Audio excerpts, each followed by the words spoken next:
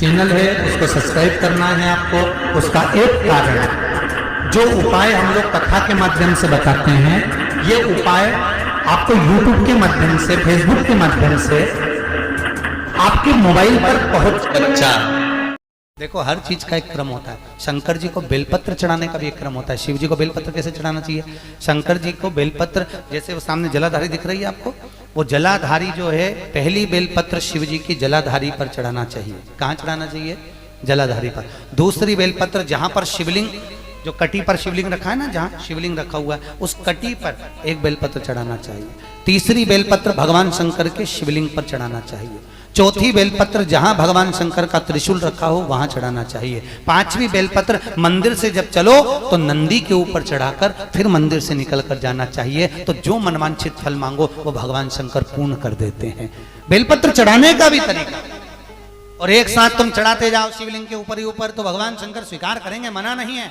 पर शास्त्र कह रहा है, भगवान के चरण जहां से जल नीचे गिरता है वहां एक और तो गणेश जी का स्थान होता है, एक और कार्तिकेय का स्थान होता है। जहां कटी है वहां जगदम्बा पार्वती का स्थान होता है। जहां शिवलिंग विराजमान है वो शंकर जी का स्थान होता है। जहां त्रिशूल है वहां आनंद से भगवान के नंदी श्रृंगी का स्थान होता है। सामने नंदीश्वर के रूप में भगवान विराजित होते हैं। हम जब भगवान पर बेलपत्र समर्पित करते हैं, हमारे कार्य की सिद्धि अपने आप हो जाती है, अपने आप। क्यों कहा जाता है? जिस व्यक्ति को चश्मा उतारना हो, आंखें कमजोर हो गई हो, शिवरात्रि के दिन रात को 12 बजे शंकर भगवान पर थोड़ा सा शहद चढ़ा दीजिए। उस शहद को उंगली से निकाल लो, शीशी में रख लो। 1 महीने तक काजल लगाएं, इसे शहद लगाइए।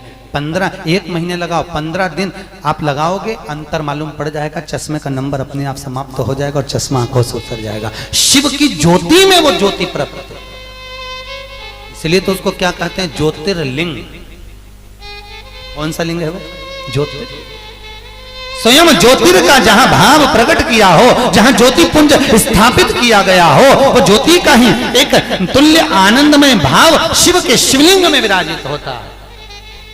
जो बच्चा पढ़ाई में कमजोर होता है, जिसको लिखना नहीं आता, बच्चे लोग याद तो कर लेते हैं पर कॉपी में लिख नहीं पाते, उसको एक ही बात कहो, शंकर जी के मंदिर में जाओ, चंदन घस के ले जाओ और चंदन को 3 उंगली से उस शिवलिंग पर उस बच्चे को ओम बनाना सिखाओ। शिवलिंग पर जो बच्चा ओम बनाना पूरा चालू कर देता है, उस बच्चे को माँ फिर हाथ पकड़ के नहीं पढ़ाती, वो बच्चा अपने आप लिखना चालू कर देता है। केवल शिवलिंग पर ओम लिख देने पर उसको कर्मता दिखाइए। बेलपत्र चढ़ाना, जल चढ़ाना, इसका भी एक नियम होता है कि शंकर जी पे शिवलिंग पर जल कहाँ चढ़ाया जाता है। सबसे पहला जल अगर शंकर जी को चढ़ाने जा रहे हो तो शंकर जी के जो चरण है, जहां से पानी नीचे गिरता है, उसके सीधे वाले भाग पर, अपने हाथ का सीधा भाग, वहां जल चढ़ाओ। फिर जहां लेफ्ट भाग है वहां जल चढ़ाओ। जहां शंकर भगवान का शिवलिंग रखा हुआ है, तीसरे नंबर का जल वहां चढ़ाना चाहिए। चौथे नंबर का जल भगवान शंकर के शिवलिंग पर चढ़ाना चाहिए। 5वें नंबर का जल ऊपर अगर जलाधारी लगी हो तो उसमें चढ़ाओ। नी हो जलाधारी तो भगवान शंकर का जहां नंदी बैठा है, नंदी का एक पांव ऊंचा रहता है, उस पांव के पास में जल चढ़ाना चाहिए, चरण के पास में। ऐसे 5 स्थान दिए जल चढ़ाने के लिए। शिव जी का स्नान कितनी चीजों से होता है? 5 चीजों से। पंचामृत, दूध, बोलते जाओ, दही, फिर घी, शहद, फिर शक्कर। ये 5 चीजों का प्रमाण क्या है? शास्त्र कहता है दूध चढ़ाने से घर में संतान की वृद्धि होती है। दही चढ़ाने से भगवान शिव के, अगर शिवलिंग पर हम दही चढ़ाते हैं, उससे परिवार में प्रेम बढ़ता है। क्या बढ़ता है? प्रेम। फिर घी चढ़ाने से हमारे घर से रोग दूर होता है।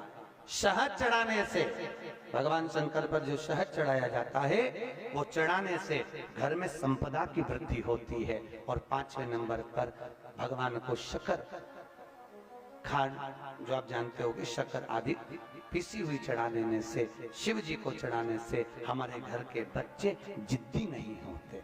क्यों कहते हैं? जो बच्चा जिदपन करता हो, जो बच्चा जिद्दी रहता हो, तो क्यों कहते हैं कि अवधूतेश्वर महादेव का नाम लो और उसके हाथ में शक्कर की कटोरी देकर शंकर जी पे चढ़वा दो, बच्चा कभी जिदपन नहीं करता। अवधूतेश्वर महादेव का नाम लेकर सोमवार की अष्टमी के दिन चढ़ाया जाता है, सोमवार की अष्टमी को अवधूतेश्वर का नाम लेकर। क्यों कहते हैं जो बच्चा बार बार बीमार पड़ रहा हो, बार बार सर्दी हो रही हो, बार बार बीमार पड़ रहा हो, खांसी चल रही हो, बार बार हॉस्पिटल लेकर भागना पड़ रहा हो बच्चे को, छोटा सा अगर बच्चा है, 8 साल के अंदर बच्चा है और बीमार ज्यादा पड़ रहा है, तो आटे का दिया बनाओ, 4 बत्ती रखो, उसमें तिल्ली का तेल डालो, अवधूतेश्वर महादेव का नाम लेकर बच्चे के ऊपर से 21 बार उतारो और किसी चौराहे पर ले जाकर रख दो। जिंदगी में बच्चा कभी बीमार नहीं पड़ेगा, बच्चा स्वस्थ रहे, आनंद में रहे, आनंद में रहे। तो अरे बोलो तो निरोगी काया, घर का प्रथम सुख निरोगी काया। व्यक्ति अगर धन की मूलता नहीं है, साफ पैसा अपनी जगह पर है, फिर निवेदन करता हूं, धन अपनी जगह पर पड़ा है, सबसे पहला है परिवार में सब स्वस्थ रहे, सर्वे भवन्तु सुखी। अगर घर में एक व्यक्ति भी बीमार पड़ा है ना, तो मन नहीं लगता परिवार का।